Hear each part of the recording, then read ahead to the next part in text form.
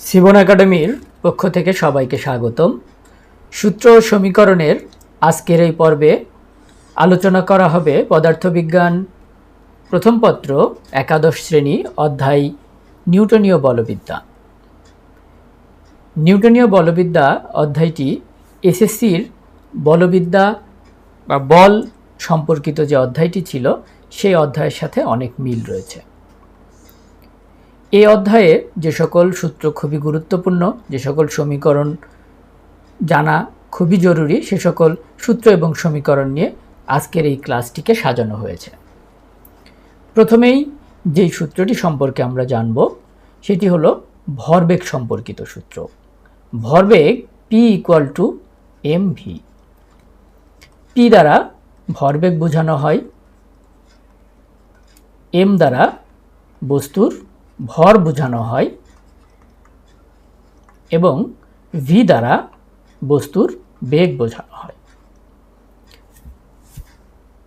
এরপরে যে সূত্রটি শিখব সেটি হলো খুবই বিখ্যাত একটা সমীকরণ, নিউটনের সূত্র থেকে প্রাপ্ত, F = ma। F দ্বারা বোঝানো হয় বল, m দ্বারা একইভাবে বস্তুর ভর বোঝানো হবে এবং ত্বরণ বোঝানো হবে a দ্বারা। কোনো একটি বস্তুর ত্বরণ এবং ভর জানা থাকলে বল নির্ণয় করা সম্ভব হবে। এসএসসিতে ভরবেগের সংরক্ষণশীলতা সূত্র সম্পর্কে তোমরা সবাই জানার কথা, কারণ এই সূত্রটি এবং এই সূত্র সম্পর্কিত বিভিন্ন ধরনের ম্যাথ তোমরা করে এসেছো। সেই সূত্রটি এখানেও আছে। এই সূত্রটি হলো m1 u1 plus m2 u2 equal to m1 v1 plus m2 v2। এখানে 1 দ্বারা একটি বস্তুকে বোঝানো হয়, প্রথম বস্তুটিকে বোঝানো হলে 2 দ্বারা দ্বিতীয় বস্তুকে বোঝানো হবে।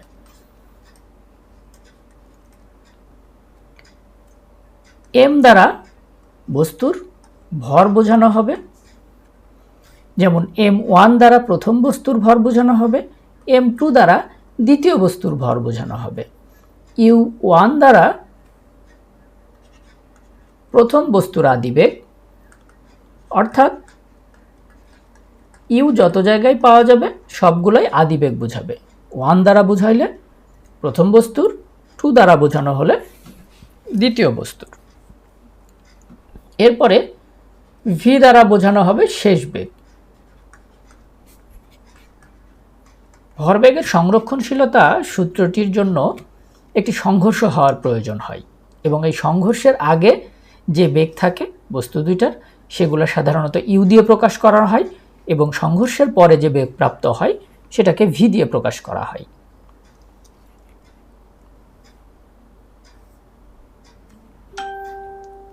এর পরবর্তীতে আমরা যে সূত্রটি শিখব সেটা হলো একটা রকেট যখন চলতে থাকে সেই রকেটের একটা ধাক্কা বলের কারণে সে সামনের দিকে অগ্রসর হয়। সেই ধাক্কা বল F = del m by del t into v। F দ্বারা বোঝানো হয় ধাক্কা বল, m del m by del t এই পুরা অংশ দ্বারা বোঝানো হয় জ্বালানি ব্যবহারের হার। জ্বালানি ব্যবহারের হার এই কথাটি দ্বারা আসলে বোঝানো হবে যে একক সময়ে কতটুকু জ্বালানি ব্যবহৃত হচ্ছে। যদি আলাদা করে ভর বা আলাদা করে পরিমাণ এবং সময় দেওয়া থাকে সেক্ষেত্রে এটা ভাগ করে নিলে জ্বালানি ব্যবহারের হার পাওয়া যাবে।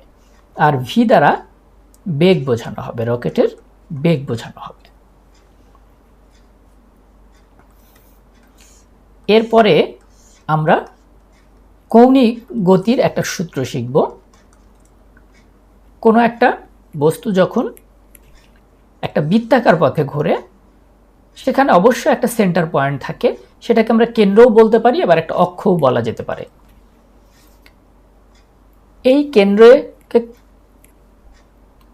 সেন্টার ধরে একটা বস্তু যদি ঘুরতে থাকে এরকম একটা বৃত্তাকার পথে, তখন এই বস্তুটার কৌণিক গতি শক্তি পাওয়া যাবে হাফ আই ওমেগা স্কয়ার দ্বারা। এই ই দ্বারা কৌণিক গতিশক্তি বোঝানো হয়, আই দ্বারা জড়তার ভ্রামক বোঝানো হয় এবং ওমেগা দ্বারা কৌণিক বেগ বোঝানো হয়। এটা হবে জড়তার ভ্রামক। এই বৃত্তাকার পথে একটা বস্তু ঘুরলে সেই বস্তুটার একটা কৌণিক ভরবেগ পাওয়া যাবে, কৌণিক ভরবেগ।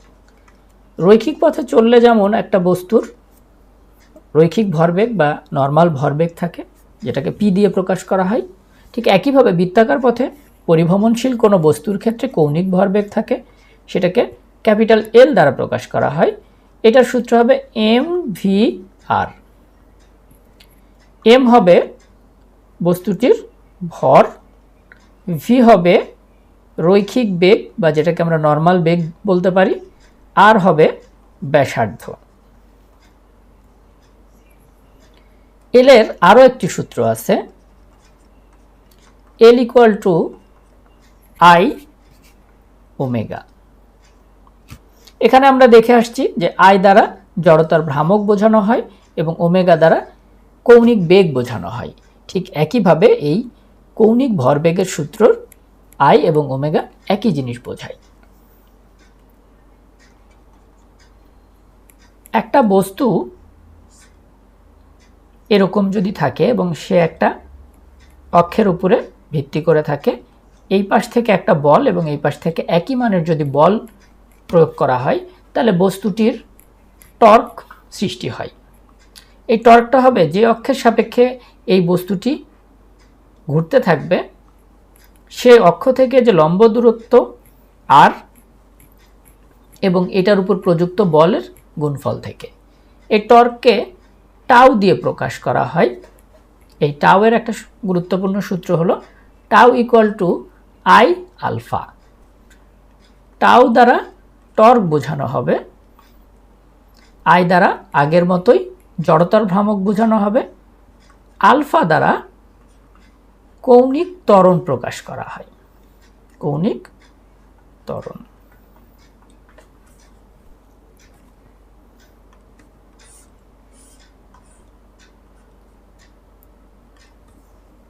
আবার আমরা একটু দেখি একটা বৃত্তাকার গতির ক্ষেত্রে এরকম কেন্দ্র থাকবে এবং এরকম বৃত্তপথে একটা বস্তু পরিভ্রমণ করবে।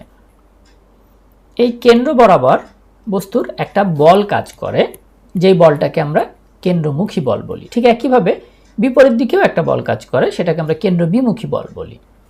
এই কেন্দ্রমুখী বলের একটা সূত্র আছে, মুখী বল এফ ইকুয়াল টু হবে M V square by R. M হলো বস্তুর ভর, ভি যথারীতি বেগ এবং আর হলো ব্যাসার্ধ। এফ এর আর একটি সূত্র রয়েছে যেটি হলো এম ওমেগা স্কোয়ার আর। এম এবং আর একই রকমভাবে ব্যাসার্ধ। এই ওমেগাটা হলো কৌণিক বেগ। তাহলে সূত্র দুটো দেখেই বোঝা যাচ্ছে এই প্রথম সূত্রটি হবে রৈখিক বেগের যদি মান দেওয়া থাকে তখন, আর পরবর্তী সূত্রটা হবে যদি কৌণিক বেগের মান দেওয়া থাকে। তাহলে কোন বেগের মান দেওয়া আছে সেটার উপর ভিত্তি করে কেন্দ্রমুখী বলের সূত্র ডিফারেন্ট হবে। এই অধ্যায়ের খুবই গুরুত্বপূর্ণ একটা সূত্র আমরা এখন শিখতে যাব। সেই সূত্রটাকে ব্যাংকিংয়ের সমীকরণ বলে। আমরা যখন কোনো হাইওয়ে বা কোনো রাস্তায় চলতে যাই, দেখা যায় যে কিছু রাস্তা এরকম সমান না হয়ে একটু ঢালু থাকে, একটা সাইড ঢালু থাকে, একটা সাইড উঁচু থাকে। তোমরা যখন কোনো হাইওয়ের রাস্তা দিয়ে চলতে যাবা তখন এটা খেয়াল করলে দেখবা যে রাস্তাটা একটু বাঁকা।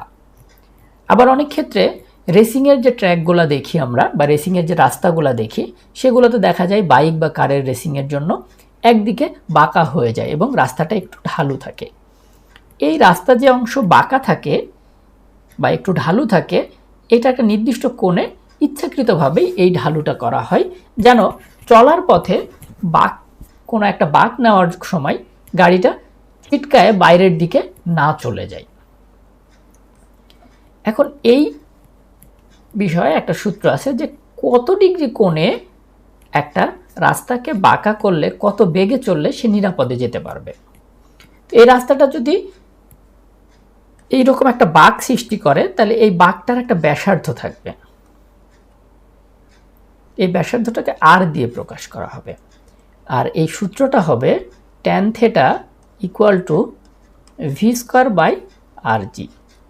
এই থেটাটা হবে এই ব্যাংকিং কোণ, যে কোণে রাস্তাটা বাঁকা থাকবে। ভি হবে ওই রাস্তায়, ওই থেটা কোণের বাঁকানো রাস্তায় কোন বেগে গাড়িতে গেলে নিরাপদে চলতে পারবে। আর হবে ওই রাস্তাটা যে একটা মোড় নিচ্ছে বা একটা বাঁক নিচ্ছে সেই বাঁকের ব্যাসার্ধ। আর জি আমরা জানি যে অভিকর্ষজ ত্বরণ, যেটার মান 9.8 মিটার/সেকেন্ড স্কয়ার।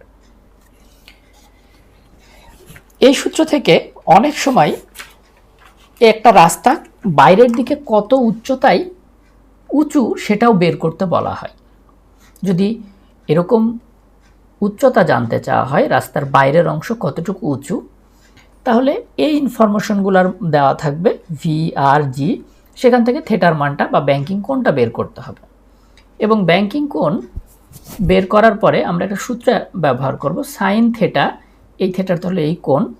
এটা যদি একটা সমকোণী ত্রিভুজ আমরা চিন্তা করি তাহলে এইচটা হবে লম্ব, আর এই রাস্তার চওড়াটা যেটার মান দেওয়া থাকবে এটাকে ডি দিয়ে অনেক সময় প্রকাশ করা হয়, এটা হবে অতিভুজ। সেক্ষেত্রে সাইন থিটা = সূত্র অনুসারে আসবে লম্ব বাই অতিভুজ। এখানে এইচ এর মানটা অনেক সময় বের করতে বলা হয়, রাস্তার চওড়া তখন দেওয়া থাকবে, রাস্তার চওড়াটা ব্যবহার করে আমরা এইচ এর মানটা বের করতে পারবো ইনশাল্লাহ।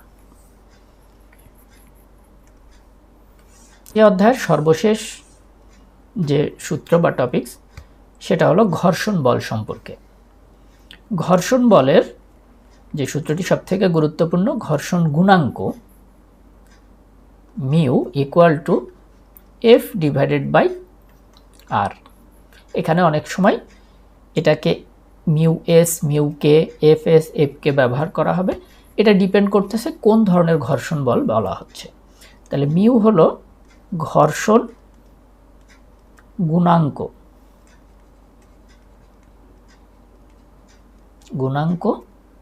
এফ হলো ঘর্ষণ বল, আর হলো যে তলের উপরে বস্তুটা রাখা আছে, ঘর্ষণ বল ক্রিয়া করতেছে, সেই তলের উপরে লম্বভাবে যে প্রতিক্রিয়া বল কাজ করে সেই প্রতিক্রিয়া বলটাকে আর দ্বারা প্রকাশ করা হয়। আমরা প্রথমে একটা সূত্র শিখেছিলাম যে F = ma। এই সূত্রটা শুধুমাত্র ঘর্ষণ যেই জায়গায় নাই, অর্থাৎ ফ্রিকশনলেস একটা রাস্তায় বা ফ্রিকশনলেস একটা ঘটনার ক্ষেত্রে এই সূত্রটা প্রযোজ্য।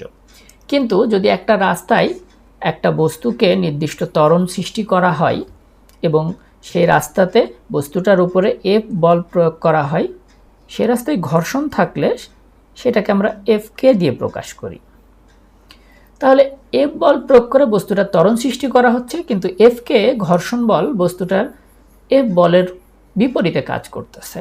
তখন এই সূত্রটা পরিবর্তিত হয়ে হবে F - Fk = ma। অর্থাৎ প্রযুক্ত বল থেকে ঘর্ষণ বলটাকে মাইনাস করে নিতে হবে বা বিয়োগ করে নিতে হবে। এখন তোমাদের মনে কোশ্চিন আসতে পারে, তাহলে এই দুটি সূত্রের মধ্যে কখন কোনটি ব্যবহার করবে?